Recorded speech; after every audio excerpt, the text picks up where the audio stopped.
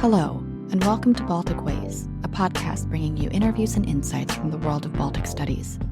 I'm your host, Indra Ekmanis. The U.S. elections are fast approaching, with implications for domestic policy, but also America's allies abroad. Today, I share a conversation from September 25th with Professors Margarita Šešelgyte, Daunis Auers, and Andres Kasekamp on the impact that a Kamala Harris or Donald Trump presidency might have on the Baltic states and broader Europe, and how people in Estonia, Latvia, and Lithuania are feeling about U.S. democracy. Stay tuned.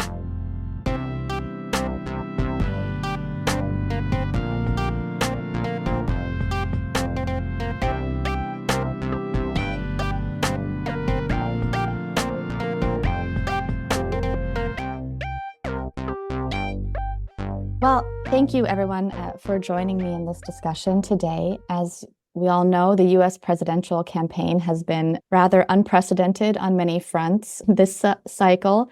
There's been the late change in the candidates at the top of the Democratic ticket from Joe Biden to Kamala Harris, and now we've had already multiple assassination attempts on the Republican candidate, Donald Trump.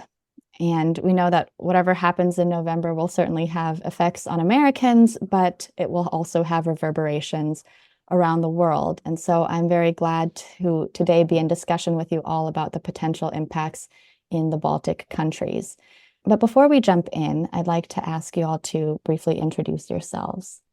Hi, I'm Andres Kasekamp. I'm the professor of Estonian Studies at the University of Toronto. I used to be the director of the Estonian Foreign Policy Institute in Tallinn and a professor at the University of Tartu.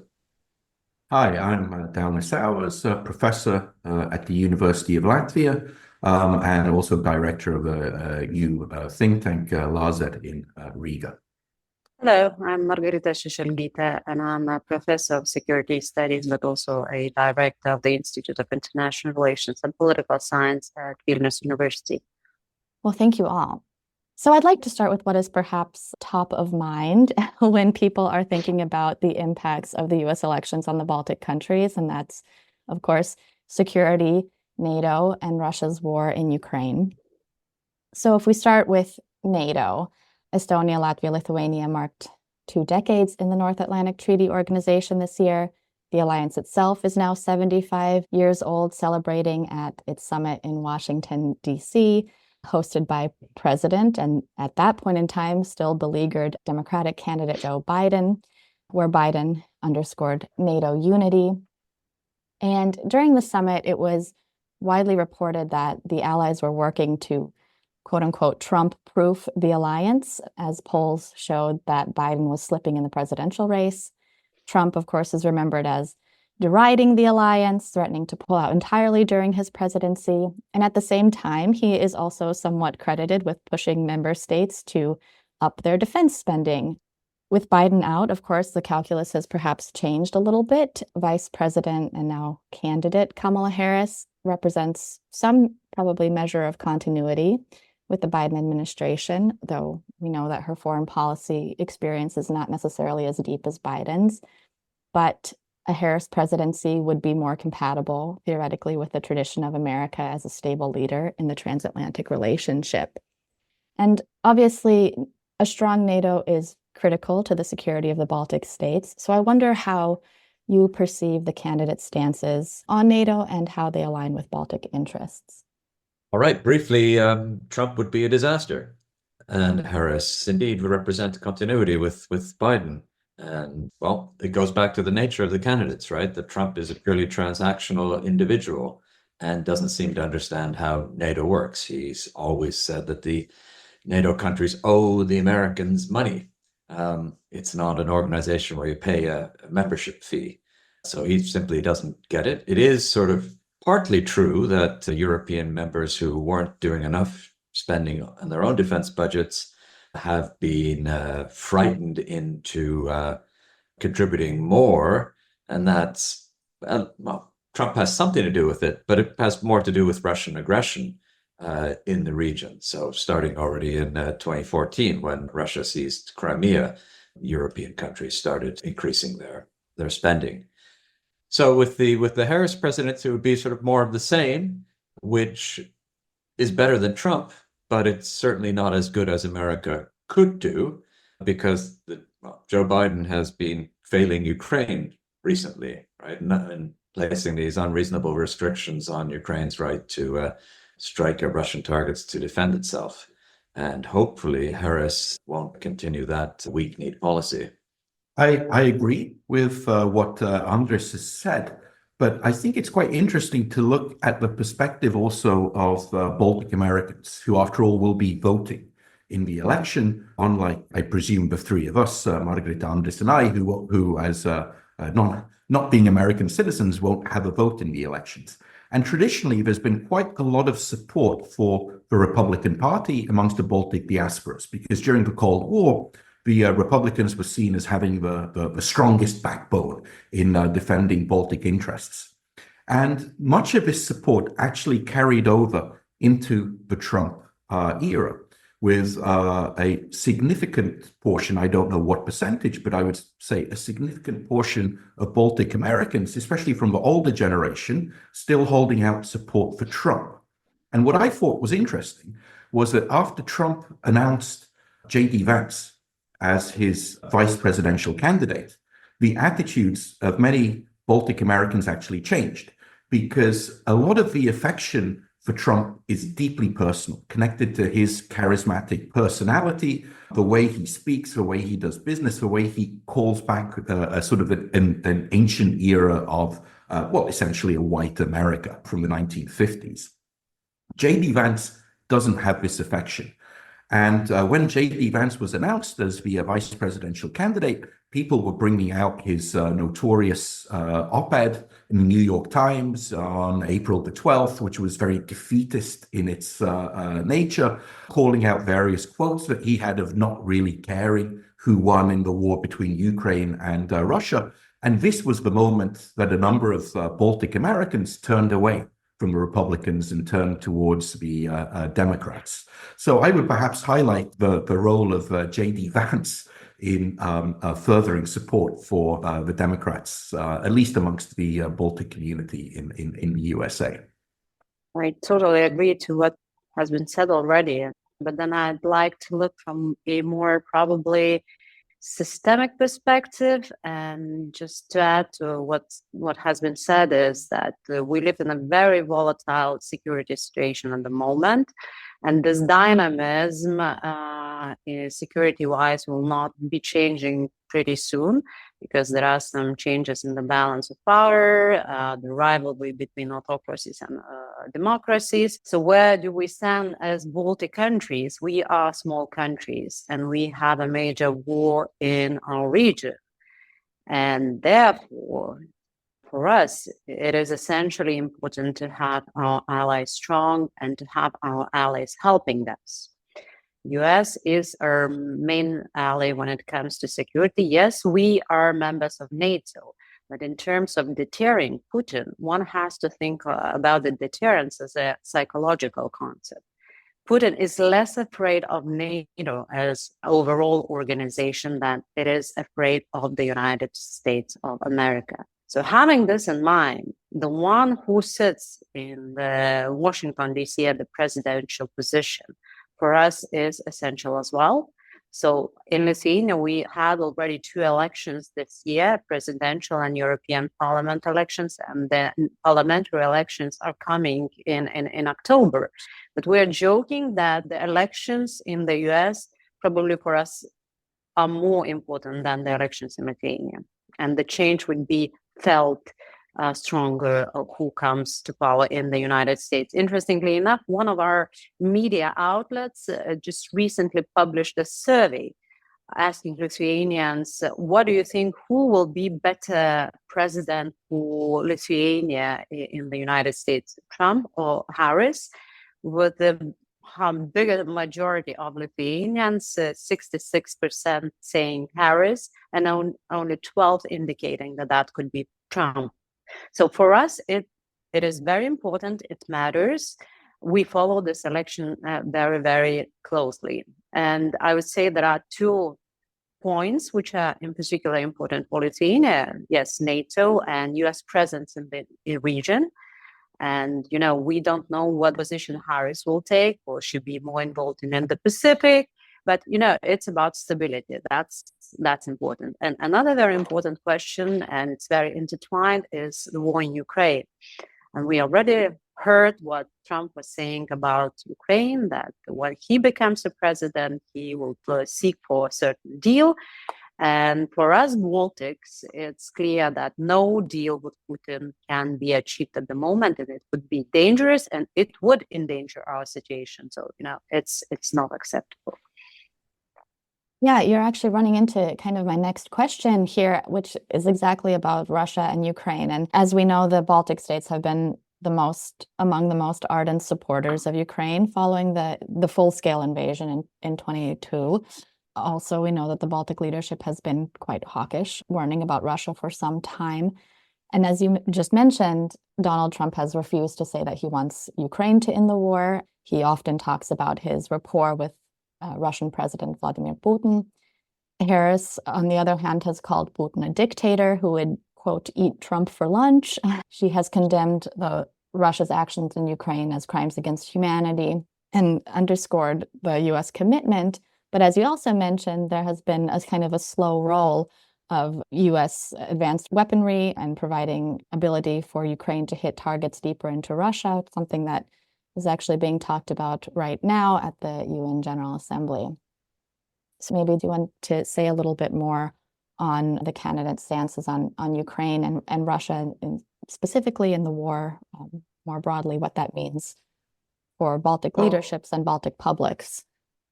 Well, I think I'll go first this time. Well, I think that the presidential debate, which I think looks like being the only debate between the two candidates, pretty accurately sketched in the difference between the candidates. President Trump very much was hooked into the Kremlin narrative. He said that he was for peace, which we understand here in Europe as meaning, you are for Russia because you bought into the narrative. He even mentioned that, the US holds some responsibility for the war as opposed for it to be a decision made by Russia to invade a sovereign country.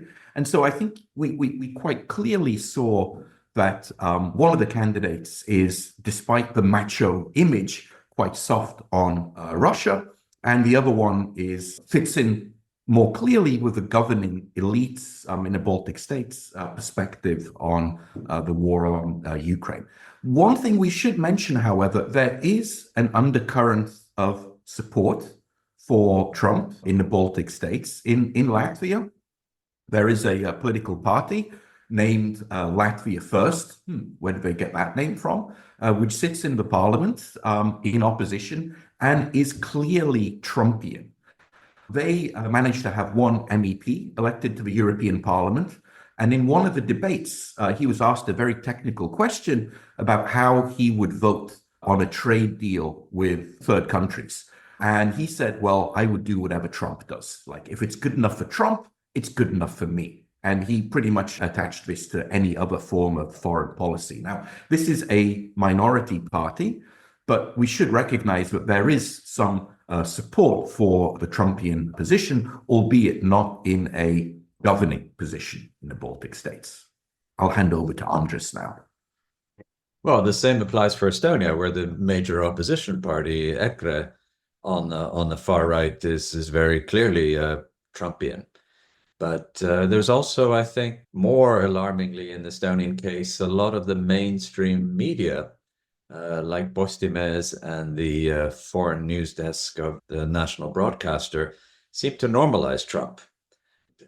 They don't point out his really deviant and demented behavior, but treat him like a normal candidate. So I also feel that there are plenty of people in Estonia who think that Trump has some good ideas, or at least they're so angry at the woke folks that they're willing to entertain Trump, not recognizing the great damage that Trump would do to the transatlantic alliance and how he would put the NATO deterrence, the credibility of that in question.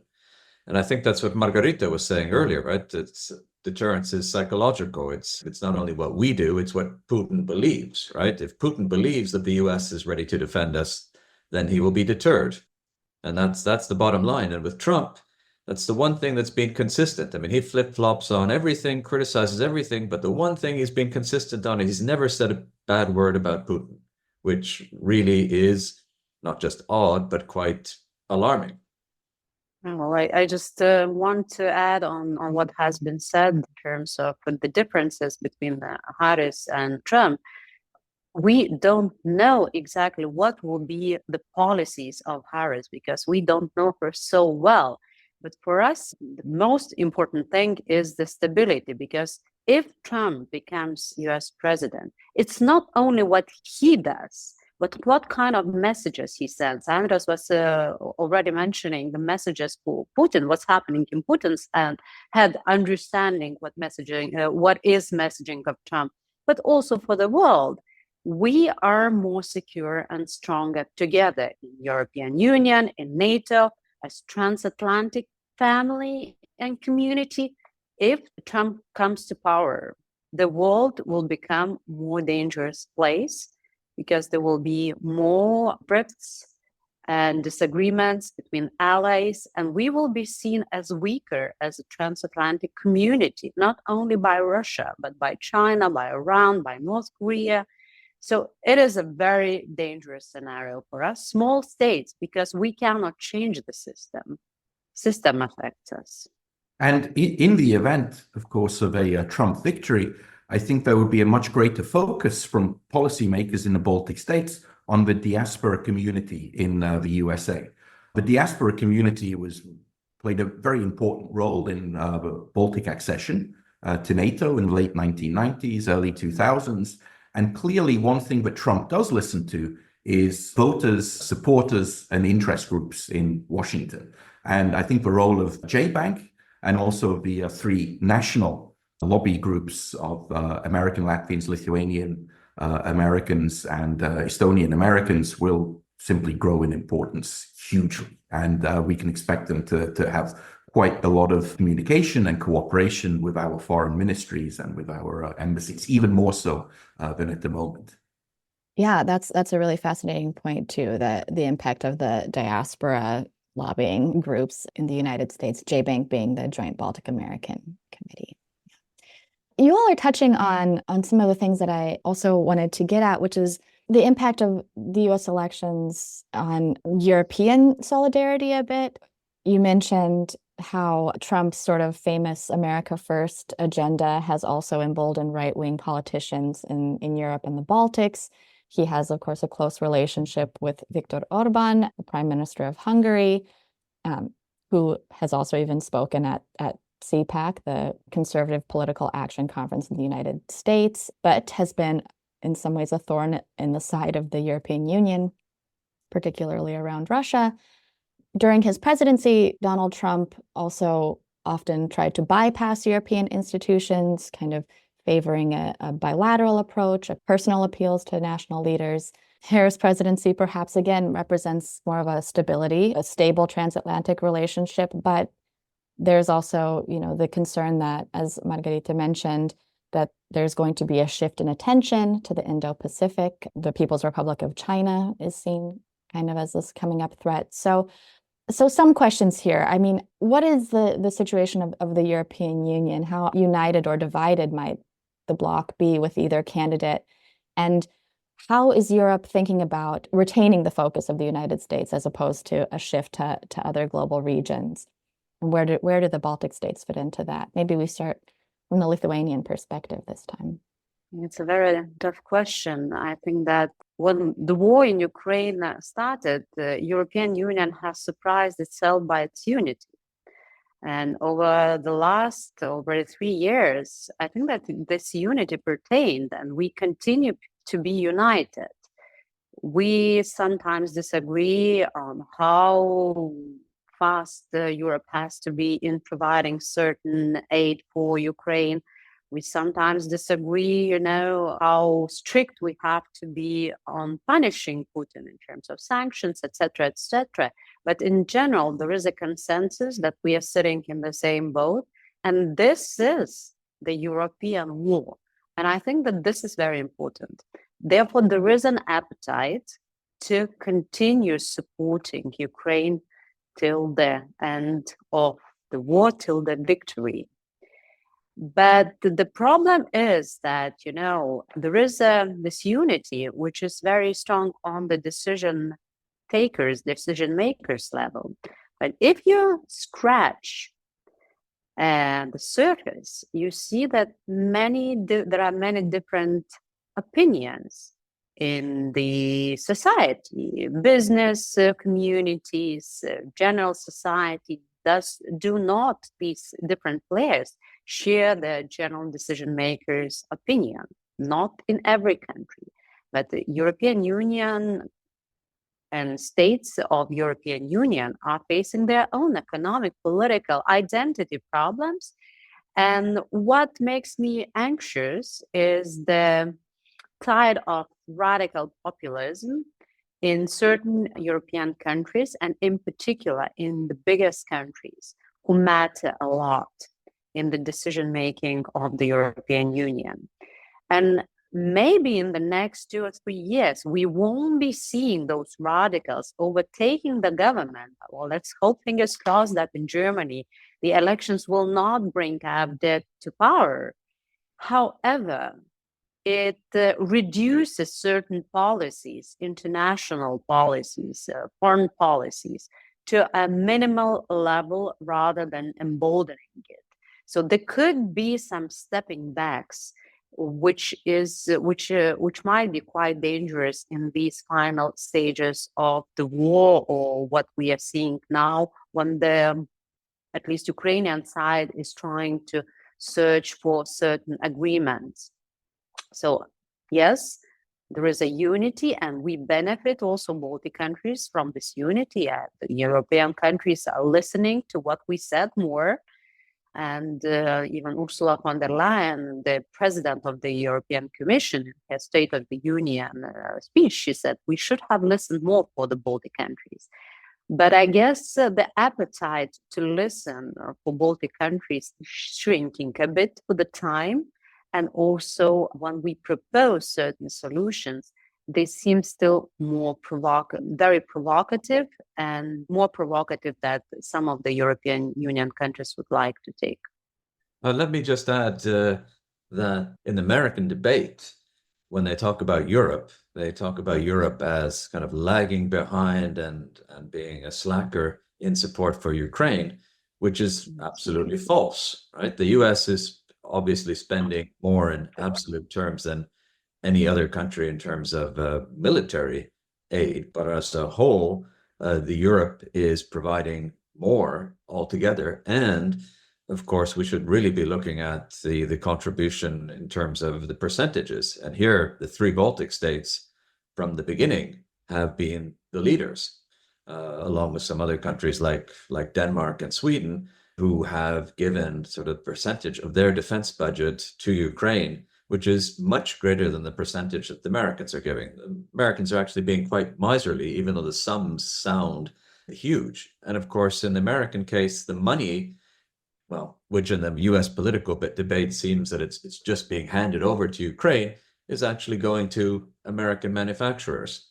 And a lot of the money is actually just nominal sums, which are old American armament and equipment and ammunitions, which were destined to be written off in any case, and be given some monetary value. So this is something that's really caught on in the narrative in the US, that the Americans are paying so much and the Europeans are doing so little, which is absolutely not the case, and certainly not the case when you look at the 3 Baltic states, which continue to be in the lead. And that leads to what Margarita was highlighting, that these, our establishments, our political leadership in the Baltic states are very firm on Russia, but the society, there's a cost to that. If we've all raised our defense spending, that means cuts in societal programs, and that leads to dissatisfaction and unrest. So that's difficult for the governments to keep a check on. Europe is changing. I mean, we see this in the European Parliament elections in 2024. You have this growing support for political parties on the fringes, which we sometimes call as populists, but support for the centrist mainstream parties, which we typically understand as the liberals, the center-right, the Christian Democrats, or the European People's Party, and the centrist socialists. They are declining. Now, they still make up a majority, and we see this in the European Commission as well. The European Commission, which is likely to be approved over the next couple of weeks under Ursula von der Leyen, is still a centrist European Commission. But Europe is changing, and I think it's quite interesting if we look at the Baltic states here. 30 years ago, as the Baltic states were just beginning to build their democracies and capitalistic systems after 50 years of Soviet occupation, the Baltic states were quite crackpots, right? If you look at the economy, I mean, I was reading some newspaper articles from the early 1990s, and the one that stayed with me was, it's a casual throwaway article written sometime in late 1992 about, oh, by the way, 62 prisoners escaped to prison yesterday, right? And they haven't been caught yet, like 62. And the next day, it's not even on the front page of a newspaper, right? Because there's some kind of mafia killing that's being reported on. And that's how things were 30 years ago. Today, the Baltic states are a sea of tranquility. We see that our political systems are actually far more stable if you look at recent indicators than the Nordic states. You look at the profile of our governments, the female prime ministers that we had in office in the summer, Europe's first openly gay president. Like, we have very progressive political systems, and it's Western Europe where democracy is declining in quality, where crackpot political parties are appearing, where you have extremely dodgy political leaders being elected as, to lead governments, and extremely odd parties coming into governments or propping up minority governments. Europe is changing quite a lot, which is unfortunate for the Baltic states in a sense, because just as we have achieved a level of normality, as Lithuania is achieving huge economic success as being the fastest growing economy in Europe in the 21st century, the rest of Europe is fraying. Fortunately, there's still a majority, let's say a mainstream majority, which favors support for Ukraine and whose policies broadly align with the very centrist and mainstream policies that all three Baltic governments have long been adopting. But things are changing, and there is a risk that the longer the war possibly drags on in Ukraine, the more, I'm sure that opinion in the Baltic states won't change because this is such an existential issue for us. But elsewhere in Western Europe, we might see these radical populist forces rise even further and perhaps begin to fray away at the coalition, which is, as I said, still at the moment broadly supportive of Ukraine, but it is being chipped away at almost monthly, I would say. Yeah, I want to put a pin in some of the things that you just touched on, Daunis, around kind of the state of democracy. Maybe we can turn back to that in a moment. Perhaps we can briefly turn to the impacts of either candidates on U.S. trade policy and energy. It's a global issue, and globally it is important when it comes to the general situation in transatlantic community, the feeling of trust, etc., etc. But when it comes to Baltics, I don't think that it has this direct link to what is important for us. So I believe that neither decision makers nor society are looking in particular what Trump or Harris is saying in terms of energy policy and trade. Yes, okay, he can increase tariffs for Lithuanian products, but there aren't so many going to the United States that we could feel. Yeah, I mean, Right. for the Baltic states, our biggest trading partners are our Western neighbors. In the case of Latvia, Lithuania and Estonia are 1 and 2. Germany. We have the Nordic countries, Poland, Germany, and so on. I took a look at the data for 2022. The USA was Latvia's 11th biggest trading partner, small single digits. And Latvia for the US was the 117th biggest trading partner. So when it comes to economic relations, including also energy, it's not a critical relationship. Politically, the relationship is very, very important. But economically, when it comes to trade, it's marginal. Well, let me just add, for the bilateral relationship, it's not important, but the tone that the US administration sets is not a good direction for the Baltic states. Trump initiated this protectionism, and Biden, unfortunately, has continued in that same vein. And we don't really know how Harris will continue Biden's legacy on that front. But in any case, the world has become more protectionist, and the three Baltic states have been amongst the biggest champions and beneficiaries of free trade, right? And of an open globalized economy.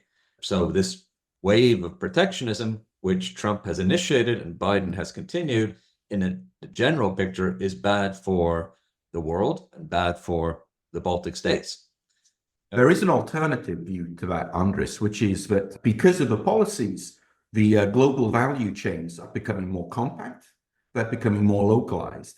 And as the global value chains are, let's say, semi-returned to Europe, away from Asia, then the Baltic states, together with Poland and other countries, are expected to be the big beneficiaries of the, let's say, manufacturing returning to Europe. So I don't think that it's such a black and white picture that a collapsing global trade is necessarily bad for the Baltic states. It depends on the domestic policies which are adopted that can seize the opportunity, in a sense. Yeah, and when it comes to energy, if United States chooses to become the major player in the world in terms of energy supply, so I think it could change in general the picture of the world that we have.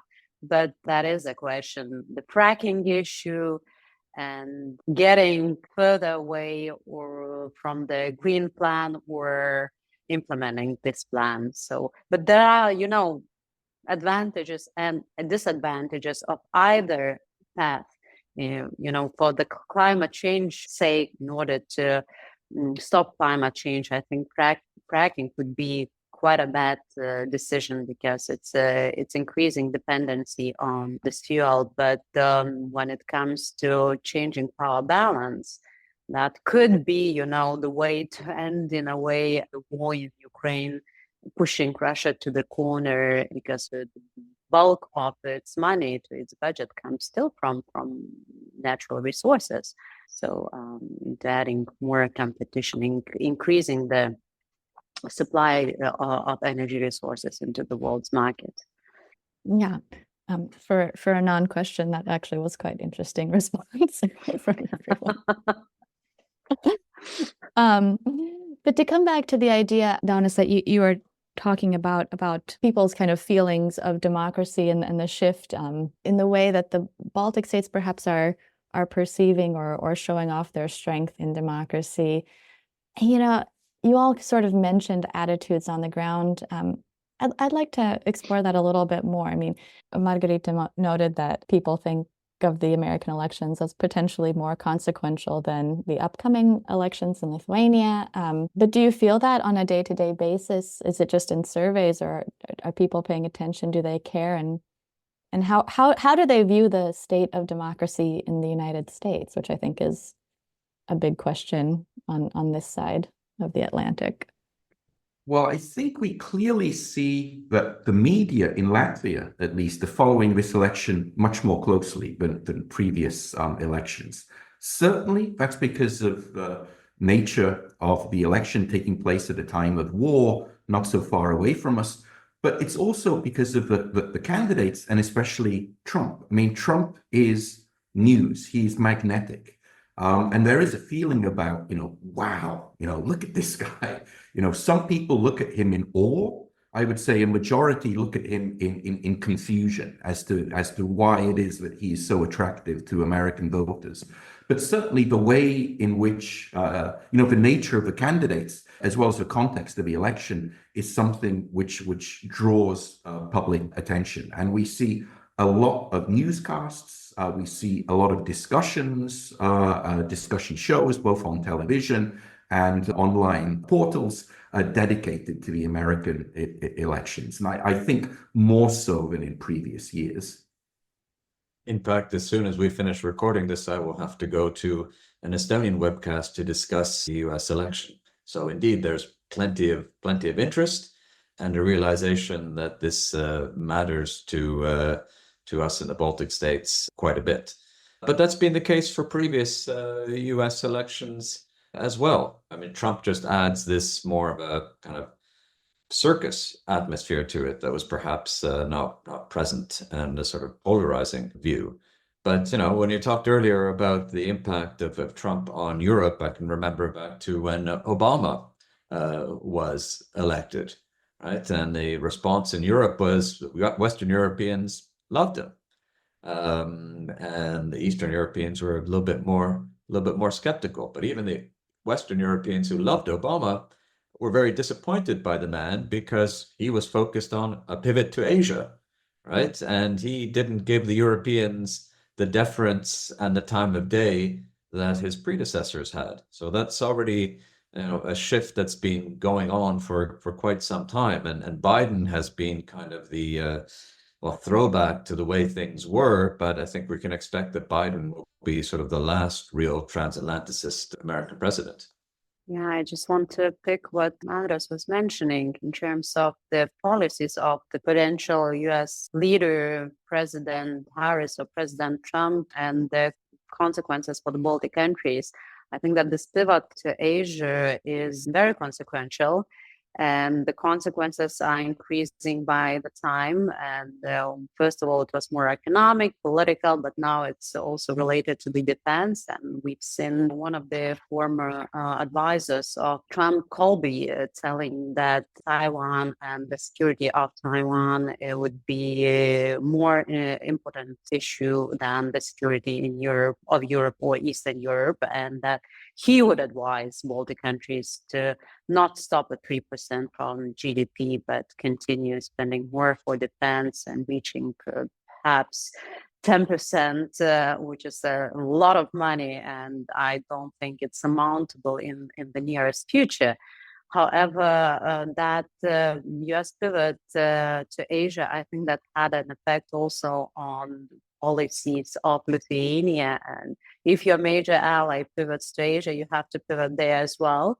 So I think that there is more Asia in Lithuania, and there is more Lithuania in Asia, in Indo-Pacific at the moment. First of all, it started with the hosting of Taiwanese representation in Vilnius under the name of Taiwan, which became a major issue for China. So a major argument with China and economic secondary sanctions that China was threatening Lithuania, political renting, and a lot of other things. But then, you know, due to this disagreement, we discovered a lot of potential for cooperation in this area. And at the moment, the economic relationships with Indo-Pacific countries are increasing quite speedily. And there are more of those countries like South Korea and Japan in Lithuania, both politically, but also economically. And we are also discussing our security cooperation, particularly in the area of cyber security. So I think that this is an important turn for Lithuania, probably for other Baltic countries to a less extent, but still. And this is also a certain, you know, security net for us. If there will be some, you know, more speedy pivot to Asia under the Trump presidency, we might also try to ask our friends in Taiwan to say some good words about Lithuania and our security to the ear of Mr. Trump, because Trump most likely will listen what Taiwanese are saying. Yeah, well, you've kind of taken the last question head on, which is what are the Baltic states doing to ensure their own futures, right, regardless of who ends up in the White House in November. I want to open it up for any last words or thoughts on the subject. So any final conclusions that you'd like to share? Well, I think a big development, possibly positive outcome from the events in Ukraine is the additional impetus for Baltic cooperation. because Baltic cooperation really has lagged for the last 30 years. If we compare the way in which the Baltic states work with each other to our closest neighbors, the Nordics, we don't really cooperate. We've imitated some of the institutions of the North, but we haven't really enacted them. We haven't sort of like full-bloodedly adopted them. But we can see that when it comes to defense, there are some, very serious initiatives which have moved ahead. Recently, I think procurement is one of the big areas where we see Latvia cooperating with Estonia, for example, in air defense systems, in buying training grenades. We also have cooperation between Latvia and Lithuania on respirators. We have the Baltic Defense Line, although that seems to be being executed individually by each state, but it was still a common announcement with a common aim and so on. It would be great if this was an impetus for even further Baltic cooperation, because there are many areas where we would benefit from cooperating with each other in a sort of Nordic style, politically, economically, culturally, and so on, because we are an extremely dynamic region of Europe, especially if we look at the Lithuanian economy, which is, to an outsider, when you look at it, it's an amazing story, what's happened there over the last 20 years. And I think there is a story to tell, and there is a common identity and common political structures which can be built upon, beginning with this enhanced military cooperation, but taking that to various political and economic levels as well. So that's one thing that I would end on, attempting to be more positive. I would just add and expand on Daunis for the regional cooperation, of course, is much wider. It's a Nordic-Baltic cooperation, which is the most intense and active at the moment. And the one good outcome of Putin's invasion of Ukraine has been Finland and Sweden joining NATO, which has given a real impetus to Nordic-Baltic cooperation, which was already strong in all other fields. But now with defense cooperation also, then we're all much closer together in the region, and it's one of the most dynamic regions in the European Union. And I guess I'm obliged to step even further onto European level, and I should say that, I don't know how strong this political will and commitment in the European institutions and in some European countries, but I guess it will depend at the end of the day on the level of a threat. But we will not be living in the less threatening environment in the future. And the appetite to build strong defense industry and defense in Europe, that's a very, very important step forward. And if it would be one thing that came from the Ukrainian war, I would say that this would be a very, very important thing for the future of European Union as the player of international politics. Well, Professors Šešelgyte, Kasekamp, and Auers, thank you so much for your time, for your commentary, and we really appreciate you taking the time to speak on this subject. So thank you very much. Thank you. Thank you for tuning in to Baltic Ways, a podcast from the Association for the Advancement of Baltic Studies, produced in partnership with the Baltic Initiative at the Foreign Policy Research Institute. And note that the views and opinions expressed in this podcast are those of the authors and do not necessarily reflect the official policy or position of AABS or FPRI. I'm your host, Indra Ekmanis. Subscribe to our newsletters at aabs-balticstudies.org and fpri.org/Baltic-initiative for more from the world of Baltic studies. Thanks for listening, and see you next time.